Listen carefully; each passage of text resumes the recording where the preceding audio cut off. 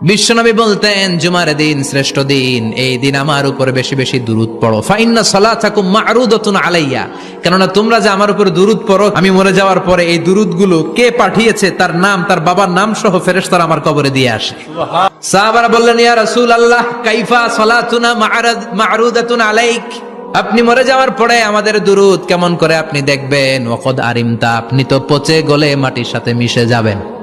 বিশ্বনবী বলেন, ইন্নাল্লাহা হাররামা আলাল আরদি আন তাকুলা আজসাদাল আম্বিয়া, নবীদের লাশকে খেয়ে ফেলা, নবীদের লাশকে পচিয়ে ফেলা জমিনের সব মাটির জন্য আল্লাহ হারাম করে দিয়েছে। নবীদের লাশ পচে না, নবীদের লাশ গলে না। যারাই বিশ্বনবীর উপর দুরূদ পড়বেন, আপনার নাম সহ, আপনার বাবার নাম সহ, মালাইকাতু সাইয়াহিন, একদল ফেরেশতা আছে শুধু রাউন্ড দেয় গোটা ওয়ার্ল্ডে।